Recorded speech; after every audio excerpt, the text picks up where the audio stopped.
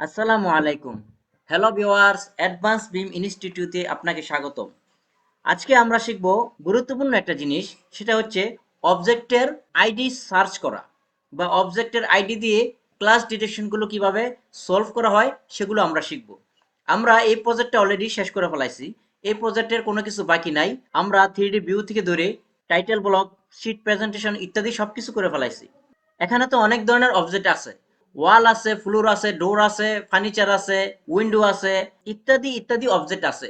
তাহলে আমরা বুঝবো কিভাবে যে কোন অবজেক্টের কোন আইডি আছে বা কোন অবজেক্টের আইডি কি? সেটার জন্য কিন্তু একটা ওয়ে আছে। ধরুন সাপোজ আমি এই ওয়ালে ক্লিক করলাম। ওয়ালে ক্লিক করার পরে আমি যদি এই ওয়ালের আইডিটা খুঁজতে চাই, আমাকে আসতে হবে ম্যানেজে। ম্যানেজে আসার পরে এখানে একটি সিলেকশন আইডি আছে। এই টুলসটা বা এই অপশনটাকে আমি ক্লিক করব। ক্লিক করার পরে আমি এখানে একটা আইডি নাম্বার দেখতে পাবো। এই আইডিটা আমি কপি করে নিলাম। এখন আমি এই ওয়ালটাতে ধরবো। এই ওয়ালটাতে ধরার পরে আমি এখানে ক্লিক করব। এখানে কিন্তু আরো একটি আইডি চলে আসছে, মানে প্রতিটা অবজেক্টের ইউনিক আইডি থাকবে। আপনি একটা অবজেক্টের ক্যাটাগরিকে যতবার কপি করবেন বা যতগুলো সাইজ করবেন, প্রতিটা কপি বা প্রতিটা সাইজের আলাদা আলাদাভাবে আইডি থাকবে। আবার একটা ফ্লোরের আইডি থাকবে একরকম, নিচের ফ্লোরের আইডি থাকবে অন্যরকম, বা প্রতিটা ফ্লোরের আইডি ডিফারেন্ট ডিফারেন্ট থাকবে। একটা উইন্ডোর আইডি, এই উইন্ডোটা ধরলাম। সাপোজ আমি এই উইন্ডোটা ধরার পরে আমি এই উইন্ডোর আইডিটা চেক করব। এখানে আছে কত? লাস্টে 446। আবার এই নিচের উইন্ডোটা ধরবো। এখানে আছে কত? 300। তারপরে এই উইন্ডোটা ধরবো। এখানে আছে কত? 51। মানে প্রতিটা অবজেক্টের আইডি কিন্তু আলাদা আলাদাভাবে থাকে। এখন যদি আমি ডোরে সিলেক্ট করি, এই ডোরের আইডিটা কত? এই ডোরের আইডিটা কিন্তু লাস্টে 67। তারপর উপরের ডোরটা সিলেক্ট করি, এই ডোরের আইডিটা কত? লাস্টে 40। তো প্রতিটা অবজেক্টের আইডি কিন্তু ভিন্ন ভিন্ন। এখানে যদি একটা লাইনও ড্র করা হয়, সেটার কিন্তু আইডি থাকবে ভিন্ন। আমি যদি এই ফ্লোরটা সিলেক্ট করি, এটার আইডি কত? এটার আইডি লাস্টে 60। এটা সিলেক্ট করি, এটার আইডি লাস্টে 20।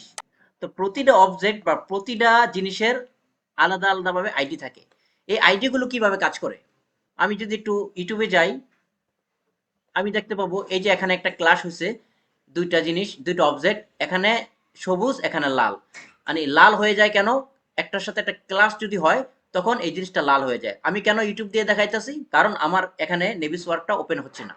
তারপরে এই যে এখানে ক্লাস করছে, এটা 12 নম্বর ক্লাস, এখানে 12 নম্বর ক্লাস, এই নাম্বারটা উঠে গেছে। তারপরে এই যে এখানে একটা আইডি আছে, এই আইডিটা হচ্ছে অবজেক্ট আইডি। এখন যদি আপনি এই ক্লাসটা ছুটাইতে চান, তাহলে কিভাবে ছুটাবেন? এখানে যাবেন। সাপোজ আমার এখানে ক্লাস আছে, এটা ধরলাম। ধরার পরে আমি আমার আইডিটা চেক করলাম, বা ওই যে নেভিস ওয়ার্ক থেকে এই এখান থেকে এই আইডিটা কপি করে নিয়ে আসবো। কপি করে নিয়ে আসা, আমি এই যে নিচে সার্চ আছে, এই সার্চে আমি এই আইডিটা এভাবে পেস্ট করে দিব। পেস্ট করে দিলে, শো দিলে এই আইডিটা এখানে শো করবে, এই ওয়ালটা শো করবে। তারপরে আইডিটা পাইলাম, এখন আমি এই ওয়ালটা মুভ করে দিব, ছোট করে দিব, বড় করে দিব। সাপোজ আমি এই ওয়ালটা ধরলাম। ধরার পরে আমি এই ওয়ালটার আইডি কপি করব। এখানে যাব, এই আইডিটা এখান থেকে পাবো। পাওয়ার পরে এখানে কপি দিলাম। কপি দেওয়ার পরে এখন আমি এদিকে ঘুরলাম। ঘুরার পরে আমি ঠিক আবার সার্চ করব। সার্চ করে এখানে পেজ দিব। পেজ দেওয়ার পরে আমি যদি এখানে শো দেই, আমার এই ওয়ালে সে নিয়ে যাবে। এই ওয়ালটা কোথায় আছে? শো দিলেই সে আমাকে এখানে নিয়ে যাবে। এখানে সে আবার ঘুরাবে, এখন বিভিন্নভাবে সে আমাকে দেখানোর চেষ্টা করবে। এখন যদি ওকে দেই, ওকে দেওয়ার পরে আমি আবার এই ওয়ালের সামনে যাই, এই যে ওয়ালটা এখানে সিলেকশন হয়ে গেছে। তো এইভাবে আসলে আইডিগুলো চেক করা হয় বা সার্চ করা হয়। আমি যদি একটু প্ল্যানে যাই, ধরেন সাপোজ আমি এই ফার্নিচারটা ধরলাম। ধরার পরে ম্যানেজে গেলাম, তারপরে এই আইডিটা দেখলাম, এখানে কত আইডি আছে? 23 লাস্টে। আমি এটাকে কপি করলাম। কপি করার পরে আমি আবার সার্চ দিলাম, এখানে আসলাম, এই যে এখান থেকে সার্চ দিলাম। সার্চ দেওয়ার পরে এখানে আমি পেস্ট করলাম। পেস্ট করার পরে এখানে শো দিলাম। এটা কিন্তু ভিতরের দিকে আছে, এটা শো করতেছে। এখন আমি আবার এই ফোর্থ ফ্লোরে যাই, এটা কিন্তু শো করতেছে। এখানে 4টা চেয়ার আছে, প্রতিটা চেয়ারের জন্য আলাদা আলাদাভাবে আইডি আছে। আমি যদি এই চেয়ারটাকে কপি করি, একই অবজেক্ট আমি জাস্ট কপি করছি, দেখেন এইটার একটা আইডি থাকবে, আবার এইটার একটা আইডি থাকবে। দেখছেন দুইটার আইডি কিন্তু দুই রকম। তো এই রেভিট দিয়ে আমরা এই আইডি গুলো ডিফাইন করতে পারি। আমরা যখন একটা ফাইল নাভিসওয়ার্কে নিব, নাভিসওয়ার্কে নেওয়ার পরে এখানে কোনটার সাথে কোনটা ক্লাস হবে এটা আমরা এখান থেকে সার্চ করে, বা এখানে অপশন আছে যেমন এমএপির সাথে স্ট্রাকচারাল বা আর্কিটেকচারাল সাথে ক্লাস দিব। তো দুইটা ডিসিপ্লিন একই সাথে দুইটা পাশাপাশি রাখবো। পাশাপাশি রাখার পরে এই যে এখানে ক্লাস আছে, এখানে আমি যখন ক্লিক করব তখন এটা অটোমেটিকলি ক্যালকুলেশন হতে থাকবে। ক্যালকুলেশন হওয়ার পরে যতগুলো অবজেক্ট এরকম একটার সাথে একটা ক্লাস আছে, প্রতিটা অবজেক্ট এভাবে লাল হয়ে যাবে এবং শো করবে, এবং বাকি যে অবজেক্টগুলো থাকবে সেগুলো ট্রান্সপারেন্সি দেখা যাবে। মানে আপনি দূর থেকেও বুঝবেন যে কোন অবজেক্টের সাথে কোন অবজেক্ট ক্লাস আছে। তখন এখান থেকে এই আইডি গুলো এখান থেকে কপি করে নিব। কপি করে নেওয়ার পরে এই আমাদের রেভিট ফাইলটা ওপেনই থাকবে।